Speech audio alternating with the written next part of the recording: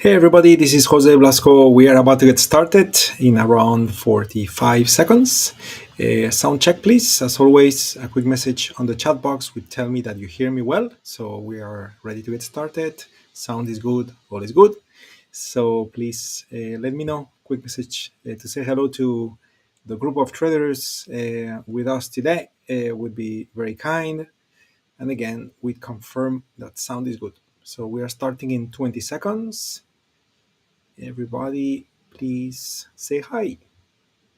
Thank you so much.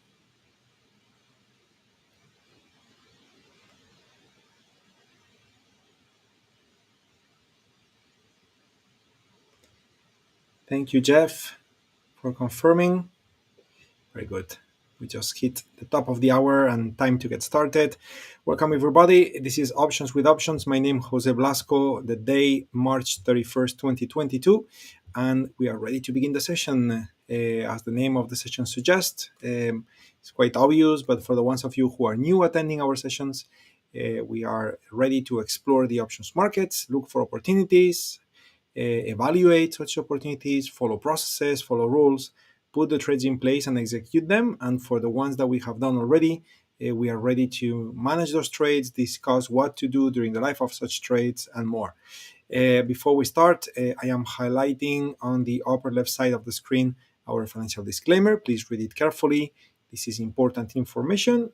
It is fairly short. Therefore, I'm counting on you to read it completely because, again, it's short and it's important. So counting on you guys. Mark, how are you? Good to see you. Christian, good to see you as well. Everybody, very nice. Perfect. Okay, agenda for today. We're going to be looking at the market. We're going to review trades that we may have running, closed, or open, and talk about trade management. And then we're going to move into trade execution. We met yesterday and we did a lot of trade management stuff. So today, really, we're going to focus on number 4, which is trade execution, looking for opportunities and evaluating those, ideally executing a few of them during the session today, okay? So I'm just going to close the introduction slide. I want to zoom in very quickly on the page, tradewithufos.com/Jose. I'd like to highlight the link here so you can find that page easily. This is a page where we have questions and answers. So if you have questions, search. You may have the answer waiting for you. Or if it's not, type it, ask a question, and then our support team will work in giving you answers. Okay. There was a question here from Joe. Actually, both questions from Joe. Joe, are you with us today? Not sure if Joe is with us today, but anyway, we talked about stock tweets yesterday, and then the General Electric calendar roll. I believe we answered that question during the session. So, Joe, if you are around and you have a remaining question related to the General Electric double calendar, I was going to say double diagonal, double calendar, you please let me know. Okay, very nice. Oh, cool. I see you're here, Joe. Let me know if there is any remaining question. Okay, very good. So. Let me see. Let me get into the right place, which is top. Here we go. So here is top. Let's begin our analysis today. We're going to start with the climate. As always, the S&P is in an up climate, as we know, as discussed yesterday. 12 candles into this climate. Statistics suggest 6 is a normal thing to happen. Wonderful. Reading you, Joe. Thank you for that. So 12 out of 6, obviously it's double the duration, so we are hitting a 2 standard deviation duration for the climate. It's indeed not likely going to continue, even though it could. That's the magic of statistics, but certainly from a probability standpoint, it's not the case. Okay, when we look at the implied volatility of calls and puts, we can see the puts are still winning. When we look at that real time, we can see it's very equalized. Okay, calls and puts are 16. Okay, implied volatility is 16 for both the call and the put. So huge fight there, and the fight, to be honest, can also be seen when looking at the shape of the candle, which is almost a perfect doji, today candle on the daily time frame. Okay, now the one thing that is relevant here, and I'm happy this is happening, at least for practice purposes, and then of course from a trading point of view, if we find good trades, even happier. But what I'm happy about it is that yesterday we were talking about this Elliott wave turning point as a possibility, and the market closed and the dot stayed, meaning that this is indeed a confirmed Elliott wave turning point, which of course what's not confirmed is how far the wave is going to propagate. Is it going to propagate all the way to the target, or is it going to fail and turn, or reach target one only and not to reach the final target? So that of course we don't know. But the turning point, based on all the projections done by our Elliott wave tool built in the platform, the dot is valid and it's set after yesterday close. Okay, so now how can we trigger an entry here? Well, triggering an entry would now imply, let me draw a line here. So if this is the low of yesterday, okay, if that purple line represents the low of yesterday, we will now need the market to go below that line. If the market starts going below that line, then we are in a situation where start taking trades to the downside makes sense. We are above, okay? We are above, and therefore it's a little bit of rushing into the trade because from there it could just keep going higher and not go back down. So really, we want to see that break of yesterday's low before we get into the trade. But again, since we're going to be here for an hour, if that's not happening during the 1 hour, I'll pretend it's happening so I can plan on some trades to the short side as well. So if that was to happen the day after, let's say tomorrow Friday, for example, and we are not meeting, so at least you have been given instructions and demonstrations on how to do it yourself so you can do it. Okay, so I'll start today when doing the trades with non-directional trades. We'll do that first, and then from there we'll move into looking for directional opportunities to the downside, okay, because we're expecting that Elliott wave turning point to generate a wave to the downside, which would coincide with a new red climate to begin, and we'd like to take advantage of that.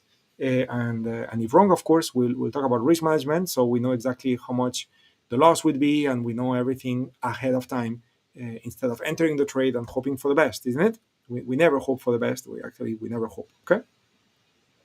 Cool. Okay, so not much more to add when it comes to market analysis, to be honest. It's all, almost copy paste of yesterday. I mean, if you think about what happened in today's trading action, basically nothing. A very tight range, very tiny doji candle, and therefore there is not much to add. Okay, Christian entry 1,450 through the SPY EW. I am not sure I follow. Confused about you drawing a line for entry higher. Now, this line is for an entry lower. So I need to wait for price to start traveling below, and the moment it crosses the line, then I got permission to go short, expecting the wave to propagate. Okay, so the line is basically, since the Elliott wave turning point is a bearish one, so I'm looking at what's the nearest technical support, if you wish, which is the prior day low, right? And if that support is broken, then support becomes resistance. You got a pretty good evidence that price wants to go lower, and that would be the triggering condition to go short, not for an entry higher. Oh, I got you. Yes, correct. So you are talking about this. Okay, so Elliott wave got 3 ways on how to be used. Okay, I'm just using the most aggressive one. Okay, so you can use the conservative, the aggressive, the signal bar, or the regression line. There are multiple methods on how to use it. We covered that in the top sessions, if I'm not mistaken. So basically, the most aggressive way on how to enter is to just wait for price to cross the prior pivot low or high if it's an up wave instead of a down wave, and then you enter. That's what I'm planning to do. Okay, what you're planning to do is to enter in here, expecting it to reach the next box. That's very conservative. Okay, and that's called entry one, and that's very conservative. Okay, nothing wrong with that, but very conservative. Okay, and then there are other options such as, for example, if you have a regression line, okay, since the wave has been created. So if price goes below the regression line, so now you would enter. Okay, so that's another possibility. So again, there are different possibilities on how to time the entries. To be honest, the best way to do it is now drop to a lower time frame, find the UFOs, enter there. But again, the beauty with options trading, especially if we trade time frames such as daily and things like that, is that we can afford to not to be that precise, because in the end, the most you will lose is what you paid for the option if it's a debit trade, and or if it's a credit trade, we're gonna have spread, so there is a limited risk no matter what. And therefore, while being precise with the entry is certainly welcome, we can afford to be a bit less precise. So, in a perfect world, you go to a lower time frame, you find the UFOs there, you enter with the UFOs there. That would be perfect. Okay, but that's a lot of work, a lot of watching time frames and things like that. And a more pragmatic way to do it is just look at the prior day low, and if price crosses, then that's your entry triggering condition. Again, more conservative, wait until it gets to the orange and then expect to go to the next orange. That's more conservative. But at the same time, not sure I fully agree with the definition of the word conservative. It is more conservative because you have more evidence. So from that angle, it's more conservative. But then on the other hand, price has traveled already a lot. And, your down climate in this case, which is supposed to last for 3 candles, you may be reaching the end of the climate when you get to target 1, and therefore you may not even get to target 2. Okay, so that's why I rather be a bit more aggressive and enter a little higher. Okay. Very good. Wonderful. Perfect. So let's continue, my friends. Okay, so we're going to start the day. Well, actually, I didn't check the VIX, but again, super speed of the light. It's the same as yesterday, isn't it? So we saw it yesterday, kind of the same, 19 something. I mean, the market hasn't moved, so the VIX is kind of in the same place. And therefore, volatility is relatively low. So, I want to be non-directional, but I want to be non-directional in a way where I'm going to make money with buying of options, okay, with increase of implied volatility. So what am I going to do? I'm going to put together a double calendar. That's the plan, okay, to set up double calendars, okay? Kaisian Chan, good to see you, my friend. How did you determine that this is the support level, is the lowest price yesterday, but not wait for another day today? Okay, yeah, I'm just talking about a minor type of support. Okay, the way we like to identify support areas is really using the UFOs. Okay, those price points within the UFOs, they represent on-field orders, and therefore those price points are likely going to be much more powerful. Okay, there was a beautiful example of that with Apple stock, for example. I believe it was, what time frame was that? Was it the 2-day time frame? Yes, correct. So on the 2-day time frame, you can see there was, if we rewind a few days ago, so there was this beautiful UFO there, and now Apple is crashing like the world is ending, came to the UFO, okay, twice, and bounce from that UFO very powerfully. So again, those UFOs is like we like to use for support and resistances. Okay, the reason why I use the word support here is just as a triggering condition for me to know when to enter the trade. I am not planning to use that line as a support. I am actually planning to use that line being a minor support. I am planning to use that line as a mechanical way to understand that, look, the market is not respecting the yesterday low. That means the market wants to go lower than that, which that is compatible with the definition of an Elliott wave turning point starting, likely going to bring the wave all the way to the bottom orange box, and the fact that the climate is very, very tired at this moment in time. 12 out of 6, it's 2 standard deviations. Okay, so with all of this combined, I want to get short, but I don't want to be the guy carrying the flag, if I was to use a war analogy, right? Because I may be shot. So I want to wait for a little bit more of evidence, and in that sense, I'm using this very simple convenience of using the prior day low as a minor support that, if broken, is giving me an extra clue that the market wants to go lower, and that would be my triggering condition to enter. Okay, hopefully this makes sense. Anyway, so let's begin putting together our double calendar, and to do that, we're gonna get the matrix up so we can start scanning for opportunities.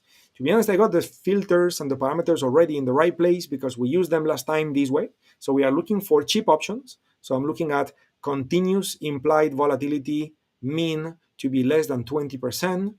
So 20% of the range, so 20% of its range. So we are looking at cheap options. From a point of view of stock filtering, nothing. We'll take any stock. From a point of view of scan list, I'm going to import my penny increment options. So all those symbols have options that trade in pennies. So I can negotiate my entry price 1 cent at a time, which allows me to, ideally get a good entry point. And then I'm looking at strength to be neutral. So neutral zone for daily time frame, neutral zone for weekly time frame. So I'm looking at stocks that are going sideways with cheap options, where earnings are not happening during the next 15 days. Okay. And that's it. That's all I need. So when I scan, let's see how many I got. I got a few. Okay. And all of those potentially may be good candidates for what I'm trying to do. Okay. So what am I trying to do? I'm trying to create a range play. Okay. Why a range play? Because it's too late to go long and it's too soon to go short. Right. So I want to, instead of trading a direction, I want to trade a range, pretty wide one, so it allows me for price to fluctuate up and down without caring too much. And while that's happening, we're going to expose ourselves for the increase of implied volatility that is normally happening throughout earnings, while we are collecting and taking advantage of time decay all together at the same time. And we're going to do that using double calendars to be converted into double diagonals in the last week of its life, as discussed yesterday. So which symbol am I going to use? Well, I'm just going to go one at a time because there are not that many. First thing, I'm going to look at the dates. So tomorrow is going to be April 1st. So we are talking about 26 days, 1 month, half of a month. So almost all of those are pretty okay. Almost all of those are pretty okay when it comes to duration. Okay, so then I'm just going to give priority to the ones I know are more liquid. Okay, the ones I know are more liquid. And by the way, we already got GE and we already got Harley Davidson. Those two trades are already running, so we'll leave them alone for now. So yeah, all those stocks happen to be not the most liquid stocks in the US market, but it doesn't mean they are not liquid. So I'm gonna start. Let's go from start to bottom, and let's evaluate what is it that we got. Okay, so as you can see, AMD has options premiums that are pointing at 51% implied volatility. That's spicy compared to the S&P, but it's in the lowest part of the range, so it's low volatility, low premiums. And when looking at the range and the earnings, so earnings are happening on April 26th. So if we were to use an expiration date to exploit this trade, we would be using April 29, which is the expiration date that lines up with the earnings. So we can benefit from the rise of implied volatility into earnings while we are tweaking the trade every week as we are traveling towards that date.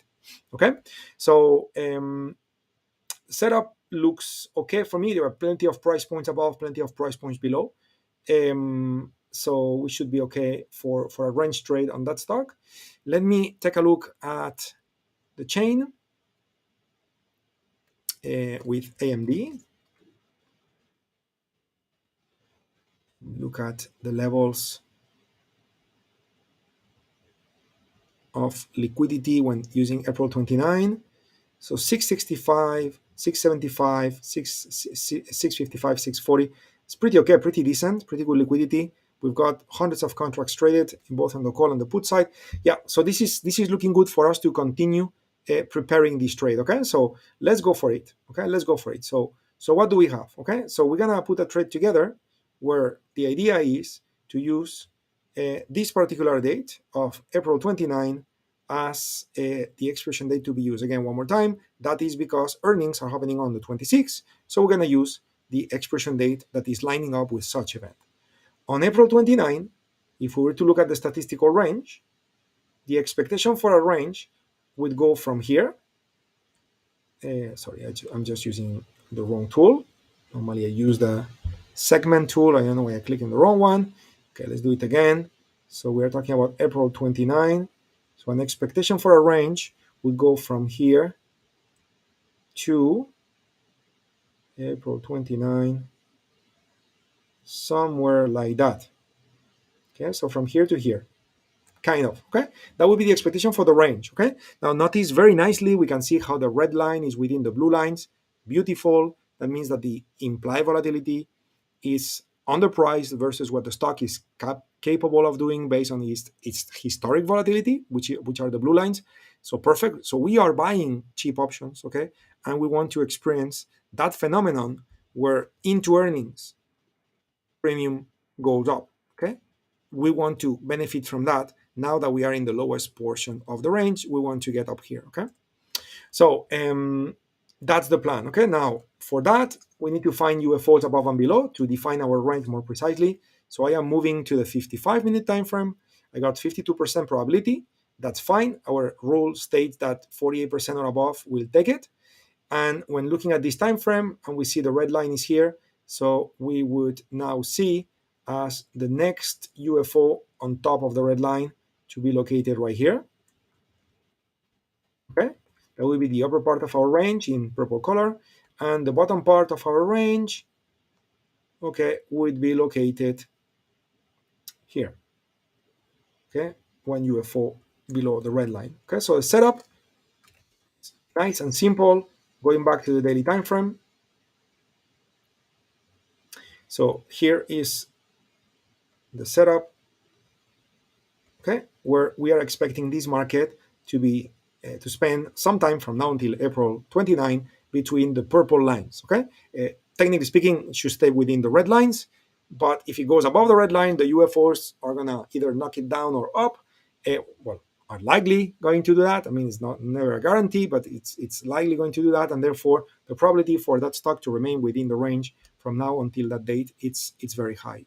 So what are we gonna do? Well, we're going to break this range into three pieces. Okay, I'm bringing a calculator here. The top part of the range is 143.84, okay, minus the bottom part of the range, which is 83.14. So we are talking about a $60 range divided into three, it's $20. Okay, so if I take the top, which was 143 something, okay, it's a 143.80.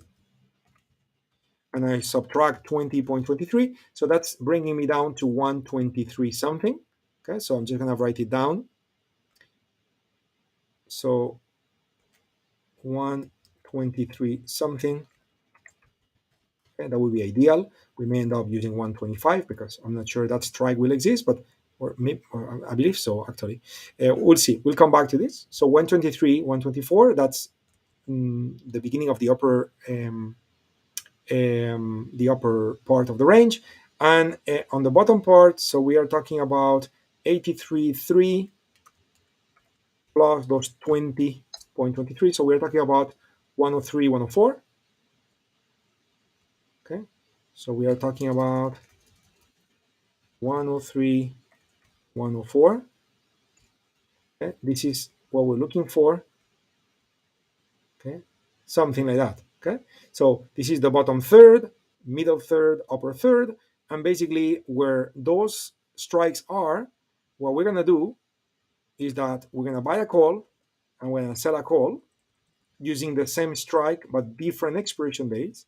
And here below we're gonna buy a put and we're gonna sell a put using the same strike but also using different expiration dates. Okay, which I'm gonna assess and address right now. How is it going so far, everybody? Because obviously I am moving quite efficiently with time, and you know, I'm concerned that I may be confusing if I go too fast. At the same time, we covered this in prior sessions, so I do plan to move fairly quickly today. So we got those trades put in the market, and we'll keep reviewing these things in future sessions too. But if there is any question, this is a good time to ask. Kaisian Chan is, I believe this is the first time that you are joining us, and therefore this may be new to you. If you feel like asking any question, make sure you do. Okay, do not be a stranger. Anyone, no one is allowed to be shy. Okay, very good.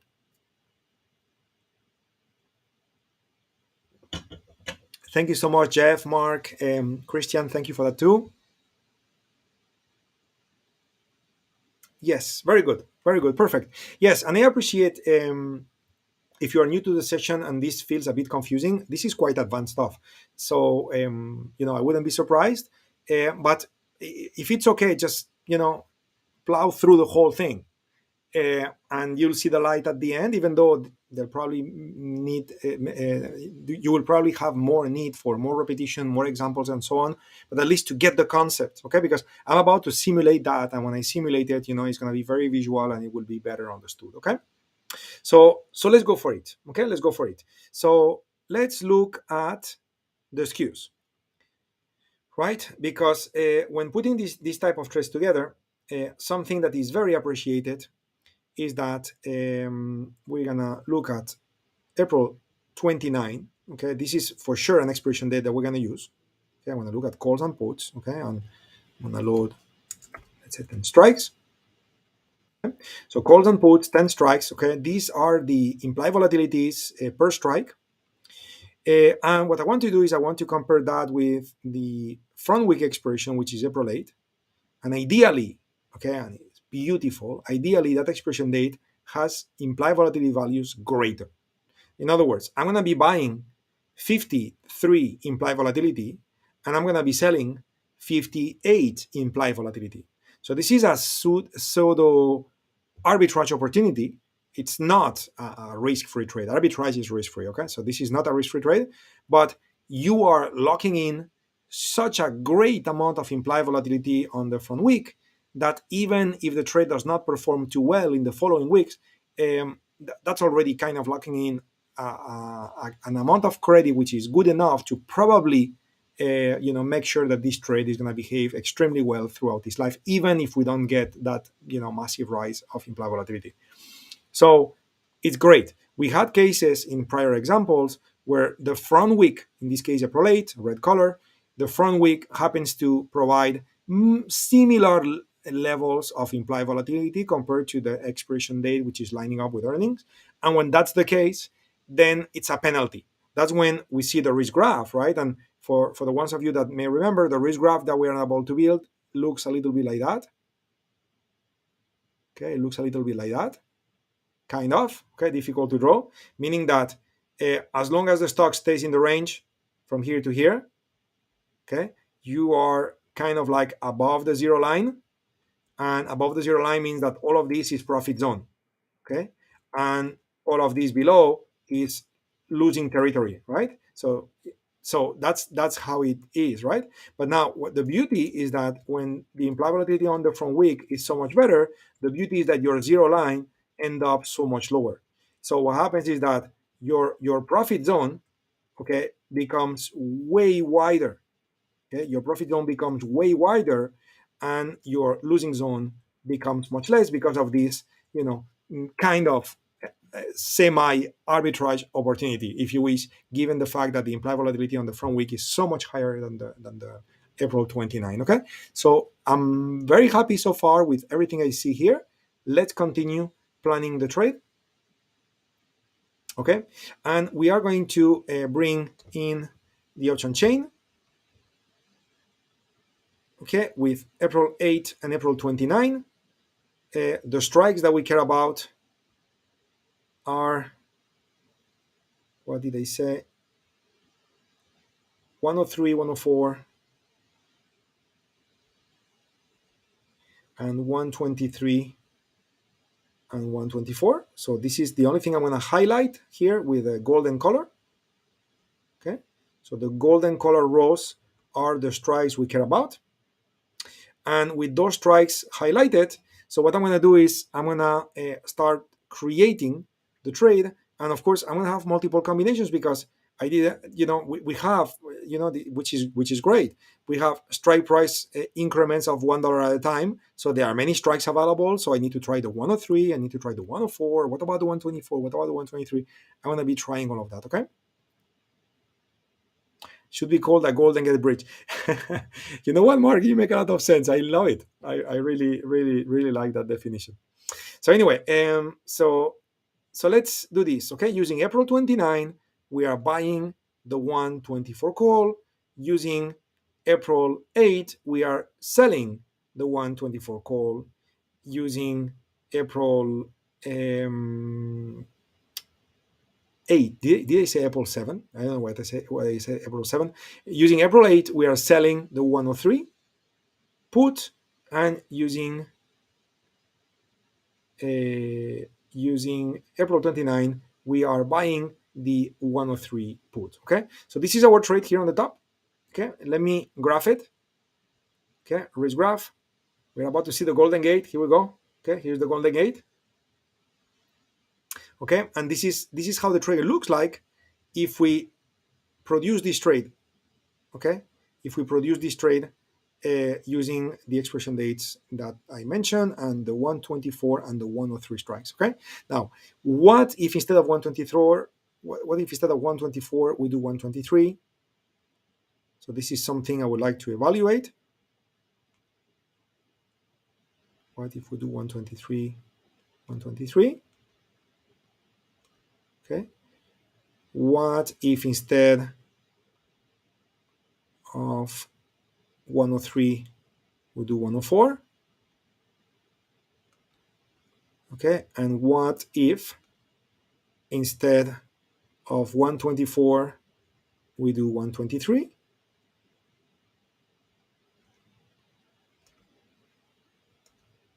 And instead of 103 we do 104. Okay, so let's evaluate all of that. Okay, one at a time. We'll start with the blue and the orange. Okay, so notice how if we do the blue or the orange, the risk profiles are very, very, very similar, but notice how the orange happens to have a little bit more risk. So this trade with risk $434 per contract instead of $422. So we are adding more risk, and the risk profile on the green side it's very similar. Both trades, notice that, of course, we are looking for that increase in volatility, and this is when the volatility increases, that's when the whole green thing is going to happen, this is going to happen, as we are approaching earnings. Okay, so we got to wait for that to happen. But from a risk point of view, the risk, it doesn't matter if this rises or it doesn't, the risk will stay the same. Okay, so I prefer 420 versus 435, and in that sense, go back to the original settings. And in that sense, the orange combination is not welcome. I would prefer the blue. If I look at the fuchsia combination, let's take a look at that one. So that one is also creating more risk than the blue one. Okay, and the risk graph on top happens to be very similar, so no point. And what about if we do the green one, the green combination? There we go, it's being plotted now. And also the green combination is creating more risk. Okay, so it seems that, you know what, we got it right at the first. Okay, we got it right at the first attempt.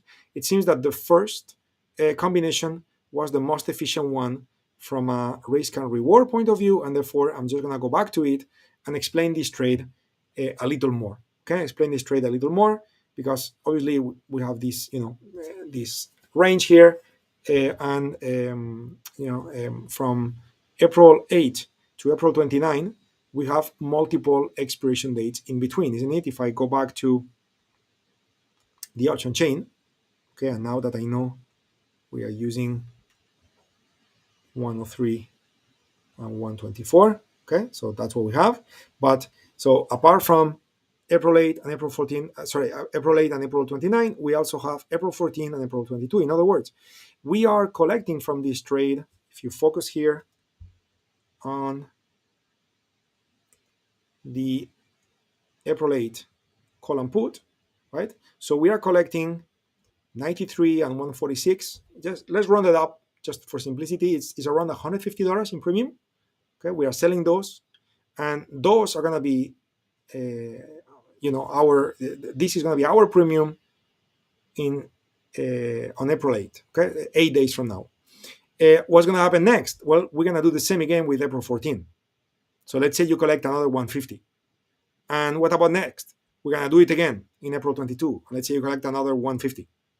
Okay, so if you do that, that's 150, 150, 150, that's 450. That's already eliminating the risk of the trade, because this trade is costing us 421, therefore the risk is 421. But if thanks to 3 weeks of keep selling the weeklies, I'm gonna collect premium enough to pay for the debit, basically I'm financing the debit trade with a credit, and now I am exposed to the earnings report and the increase of volatility by then using April 29 and taking the double calendar, and now I'm going to diagonalize it by converting the double calendar into a double diagonal and lock in on assuming all of this goes according to plan, lock in on a sure thing profit. And then if the stock jumps on earnings, on top of that, I'm going to make a profit on direction too. So again, the fact that the trade looks like it's a trade with $420 of risk doesn't mean the trade has $420 of risk.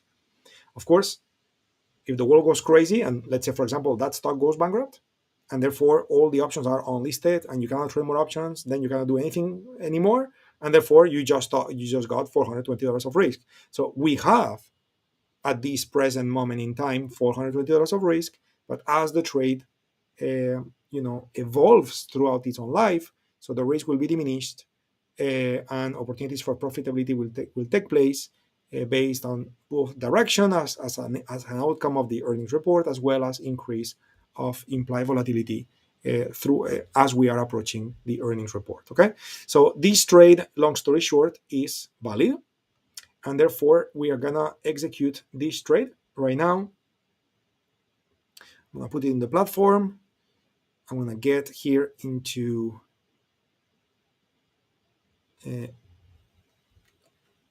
AMD, and again we are looking at April 29 and April 8. So April 29 and April 8, very good. And now let's build the trade. So we said we're going to use 124. So buying the 124, then we need to sell the 124. Then we said we're going to use 103, selling 103, and then using April 29, we are buying 103. So this is our trade here in the bottom part of the screen. Let's review. 124, 103, buy, that is April 29, 124, 103, sell, that is April 8, for a debit of 421. Seems good. So I'm just gonna go ahead, confirm and send. And remember, this is a trade with $400+ of risk per contract. Of course, it is your decision to take the trade or not take the trade, or use it with a paper money account or real money account, or many contracts at the time, or only one. No need to say, but that's it. We just got filled. Okay. So we're in the trade, and now what I'm going to do here is I'm going to document this trade so we can track it in future sessions. Field.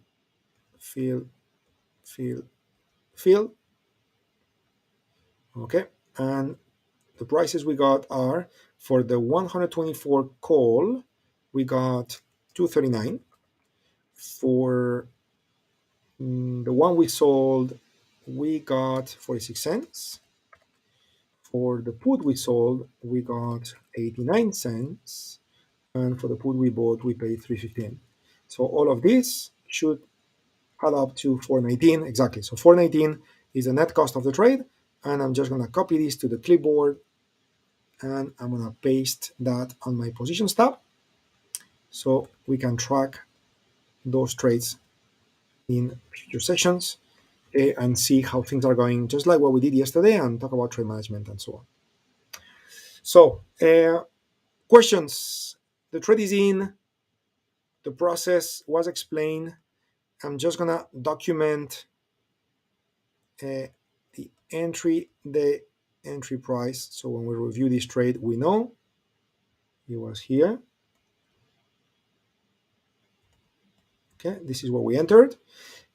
So in the future, we'll be able to know, what happened to this trade and talk about its management and so on. Okay, good. Feedback, please. Even if it's just a quick okay, I'll take it. Very, very needed on my side to get that okay or question if you have. Happy to re-explain anything if needed. Kaisian Chan, how was it? Are you with me on the concept? This is a trade where we are expecting the stock to remain on a very wide range, which is very likely because the range is very wide until April 29. And while the stock is doing its thing within that range, we just keep selling the front wicks, collecting that premium, reducing the risk of the trade every week, reducing the cost every week, to a point where ideally we'll be free of risk in 2 to 3 weeks' time. And from there, now we are totally exposed to the rise of implied volatility because of the earnings report. And it's one way on how to make money with options, especially because the S&P is not clearly telling us today go long, go short. And while you could do it with stocks, I always use the term that stocks are fragile, meaning that while stocks are a beautiful thing to trade because you have sectors, groups, you can find unique opportunities, but they are fragile in a way where if the S&P was to go up, most of the stocks go up. If the S&P was to go down, most of the stocks go down. And therefore, you may find a perfect entry on a stock, but now because the S&P is not behaving, then your stock is not behaving. And therefore, it's very healthy as a stock trader to understand what the S&P is doing, and out of what the S&P is doing or likely going to do based on the climate and the UFOs and the options data we analyze. So then we put together options trades that are likely going to benefit by themselves, helped by the market. And if the market is going to fail, well, at least the stock had a good setup and hopefully you can still survive it. Okay, instead of just focusing on the stock without being too aware or respectful of the market conditions that are happening overall in the S&P as an index. Okay, so that's basically why I started today with a non-directional trade, because being directional, it's a bit daring today, given the market analysis we did at the beginning. Now, having said that is daring, I'm going to be daring now. Okay, I'm going to be daring now. I will not be comfortable to taking a trade to the short side at this moment in time. I think it's just a bit too soon.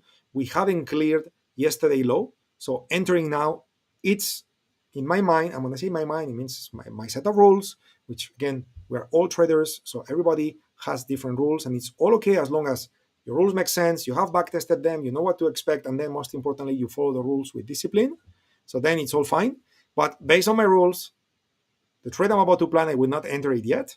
I would enter it only after the S&P crosses the purple line, meaning the prior to low. Because we got 20 minutes left in the session and we cannot wait for that to happen, I'm just going to plan it and pretend the S&P is already crossing the bottom line. So then you get to see the process. And by seeing the process, you get to understand how to do it by yourself. Maybe you can practice it tomorrow, etc., etc. Okay? Cool. Okay. So some of you suddenly got very silent. Okay, I'm pretty positive you're probably working on placing the order, and that's why you've been silent on the chat box. But don't forget about me, guys. Okay, when you have a moment, if you could confirm that all is good, I would appreciate a quick okay on the chat box. Does it, and it's really helpful for me, guys. So anyway, so we go back to the matrix. We are now going to be looking for opportunities to make money as the market falls.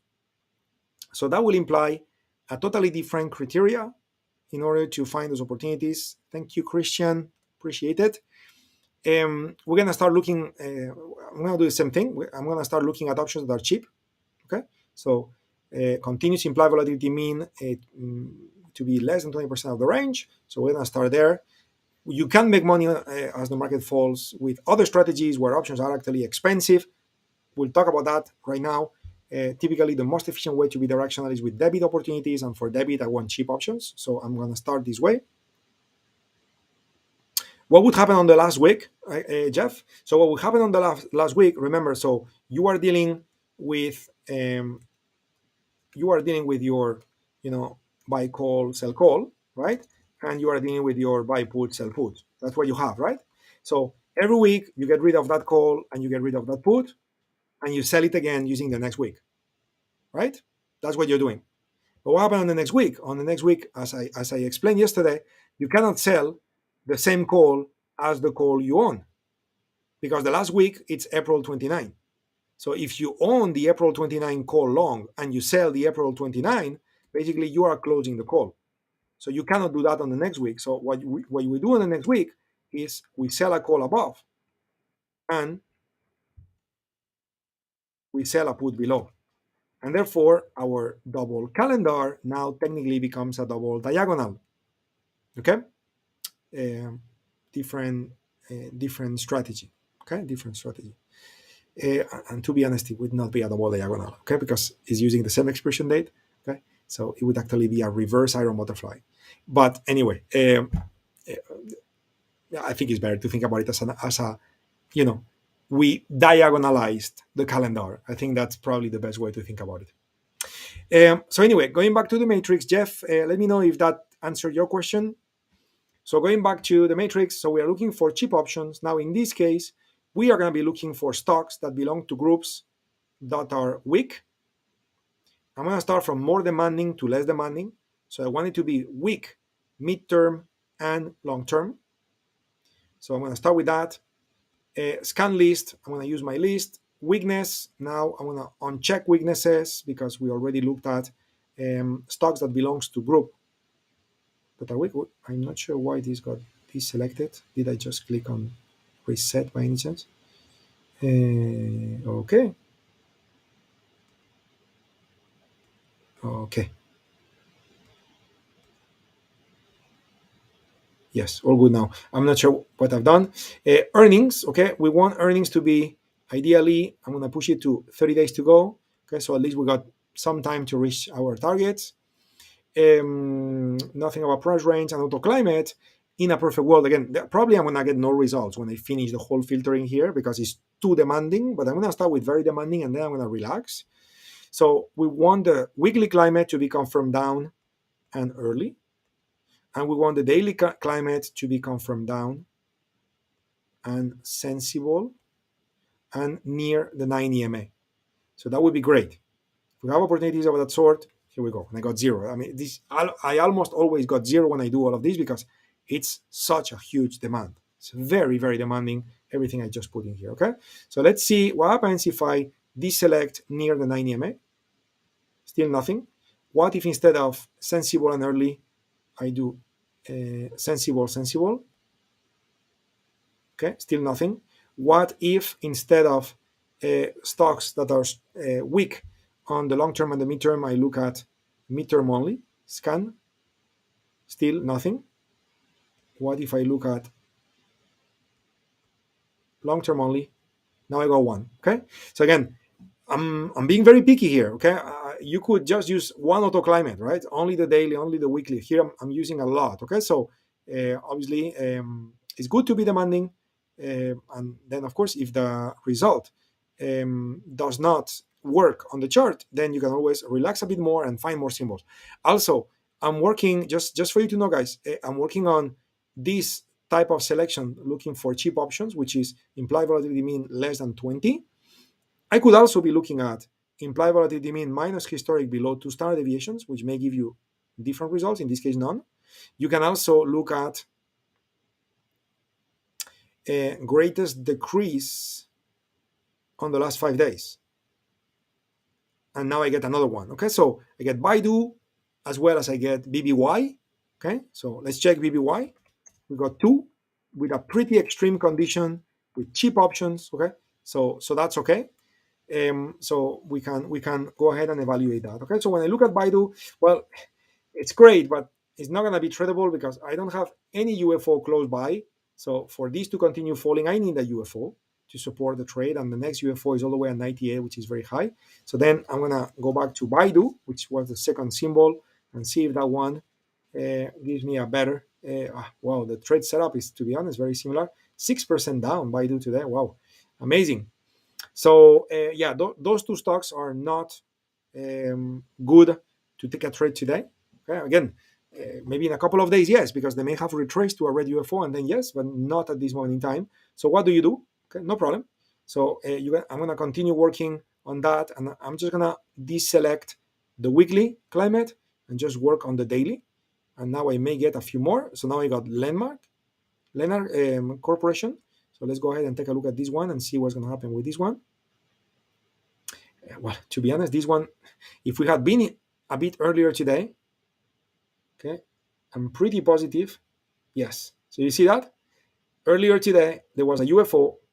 Price came into the UFO, and from there started going lower and lower and lower, right?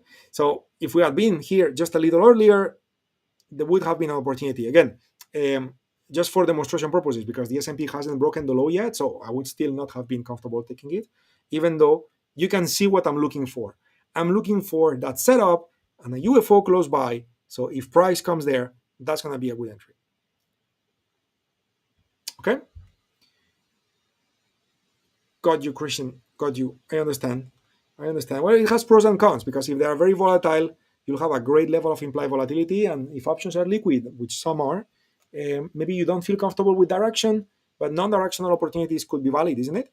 So, yeah, I would, if I can, I would say don't create a self-limiting belief for yourself, because the way Chinese stocks behave since some time ago, given everything that's happening or has happened or still happening between US and China, um, it's not something that's going to be like that forever, right? Just like right now you would say, no way I'm going to trade Russian stocks, maybe. Well, it's not going to be like that forever, right? So it's better to have rules instead of uh, certain type of beliefs, because that may self-limit you. And while you make a lot of sense, Christian, I'm not saying that what you said doesn't make sense. I'm just saying that most of those type of beliefs happen to be temporary, and to me as a trader is not that useful, because you may miss opportunities or things like that. So yeah, so just a suggestion, take a look at what would happen if you do non-directional trading, because precisely because of that volatility, that's also a recipe for opportunities, isn't it? Okay, so now let's take a look at this stock. Okay, so Lenar, it's great. So Lenar belongs to a weak group. It's starting a down climate. Implied volatility is not too high, not the cheapest, but it's definitely not high implied volatility. Earnings are happening much later. There is no date for earning reported yet. Okay, interesting. So that means it's going to happen much later. So we have time to reach a target. So all of this is good. My only issue is that I don't see a UFO anywhere close by. So where can I find a UFO? Well, I got two choices. Go to a little bit of a larger time frame, but that may involve that stock to retrace heavily, which that's not compatible with what I'm trying to do here with the S&P, right? Because I am waiting for the S&P to go down. So if the S&P go down, typically Lennar Corporation would also go down. So, like for example, let's say I look at the 89-minute time frame,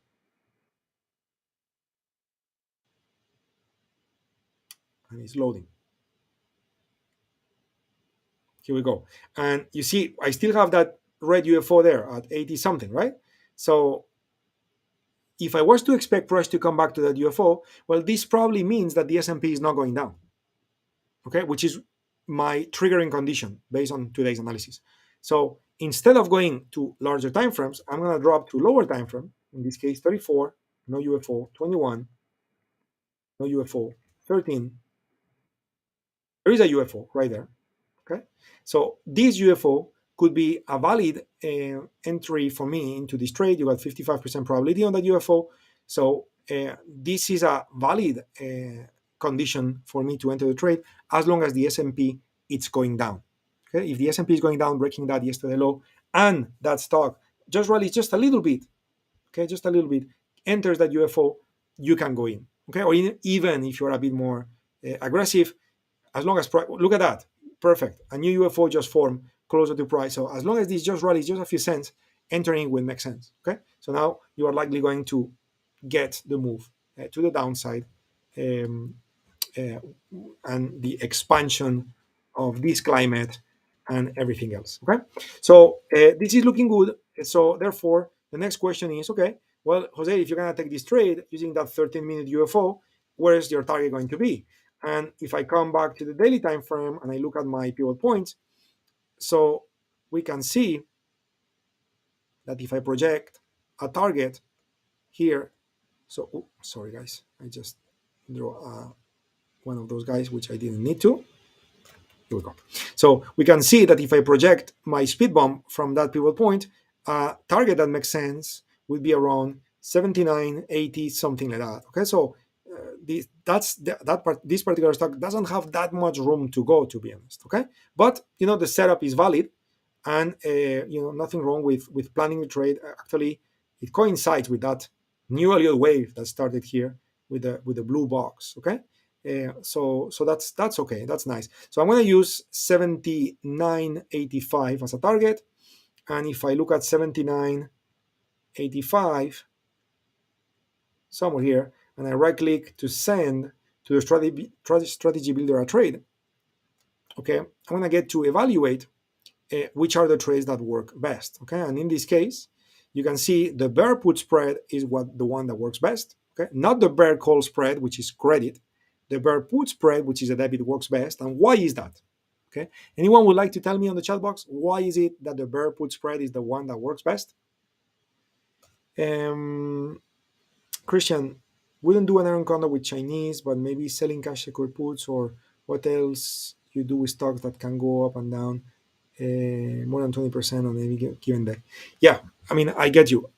I would say that cash secured puts, to me, that would be my least favorite choice, because cash secure puts means that now you own the stock, and if the stock goes up and down by 20%, you have plenty of capital tied up and you are suffering 20% of that. So I would not welcome that. But if you recall, I'm not doing it today because of lack of time, but if you recall trades that we have done in the past where we have sold bull puts on stocks at price levels that you could want to own because they are very, very much lower with UFOs and speed bumps and everything else. And you use those bull puts to finance calls. So now, if that stock moves 20% in any given day against you, well, you have this very large buffer that allows you to be wrong and you're still okay. And if that stock rallies by 20%, then those calls and those bull puts are going to pay you very nicely. And if the stock was to just plummet like crazy, well, the most you can lose is limited, because bull puts are a strategy that have limited risk no matter what. So that could be an approach where you may benefit very nicely from that, because those bull puts are going to be high price, and therefore they will allow you to buy calls closer to price, and calls that are closer to price will have greater delta. Okay. So again, high volatility equals opportunity. Okay. Now, obviously, high volatility is also a recipe for trading emotions and going crazy. And if that doesn't work with your particular personality traits and characteristic as a trader and your trading psychology, Christian, don't do it.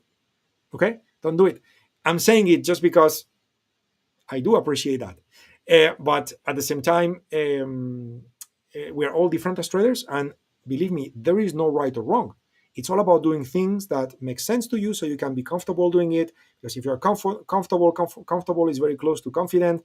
Confidence allows you to click the button. No confidence does not allow you to click the button. And maybe it was a great trade, but you didn't click the button. Why? Because it doesn't match your personality. So don't even waste your time. Is that making sense? And vice versa. There may be approaches to trading that make sense to you, and I would not take those trades, or the other way around. And it doesn't mean that you are a better trader than me, or I am a better trader than you, or I am a less good trader than you, or you are a less good trader than me. It's just we need to trade who we are, and we are all unique. Okay, so that's very important to keep trading psychology in mind at all times. So anyway, what do we have? Okay, so we have the bear puts seem to be the best choice. Buying the 82.5, selling the 77.5. This seems to be the trade that would work the best. Okay, as the stock is falling, we make more money. Okay, so as the stock is falling, we make more money. Our target at 79 or something like that would produce $140 of profit, something like that. So yeah, so that would be the trade. Of course, if you get to the target a little later in time, so the expectation for the target date in this case would be April 9. Okay, so it's pretty short because it's very close. So April 9 would be here. Okay, so notice how if I move to April 9, this line is moving higher, and now your 79 is paying you, let's call it 160, which is more than 140 something, right? Because time passing is adding to this trade, even though it's a debit trade, because of the way on how it's constructed. Okay, so this trade is valid, and I'm just gonna take it. Okay, even though again, to take this trade properly, based on my rules, I will wait for the S&P to go below the pivot low. But for demonstration purposes, so we can talk about it in future sessions as well and everything else, I'm just going to go ahead and take it. So let me place the order right now. So this is going to be Lenar. We are using May 20 expiration. May 20 expiration. And we are using the puts 82.5, 77.5. So 82.5, 77.5. This is the one. So this bear put spread has a debit of 183. Therefore, the most you can lose on this trade is 183. You cannot lose more than what you pay for it. It's a debit. Okay. And I'm going to enter this in the system. Let's see if we get filled fairly quickly so I can document the trade. So the working order is there waiting to get filled. Okay. I'm just going to reach the top of the hour. So please do not do this, my friends. I'm just going to use a market order. Please never use a market order with options. I'm just going to do it just so I get filled so I can document it before we are done with the session. But at home, please negotiate your trades properly. Okay, I just got filled at $2. Okay, so this is what happens with market orders. Okay, instead of 180 something, I pay $2. Okay, so I have a risk of 200, which is worse. But again, doesn't matter to me, given the fact that what I'm trying to do here is to help understand the process so you guys can replicate that by yourself. So 77.5 was filled at 2.5, and 82.5 was filled at 4.5. So we have a $2 debit. Okay, this is our trade, and I'm just gonna copy this position to top to the positions panel. We're gonna add it here, and we have it. Okay, so we're gonna be reviewing this trade in future sessions. Please, we need to complete the session now, but if you have any remaining question, please go ahead and let me know. We see bear put is bearish, and we are bearish, and volatility is low, so we want to do a debit spread. Yep, all of this makes sense, Mark. You got filled at 420, Jeff, on the double calendar. Very good. AMD is still not filled for you, Christian. Okay. Well, let's see what price you are bidding. Jeff got filled at 420. That could be a good reference for you, Christian. Okay. So let's document the entry day and time, which is right here.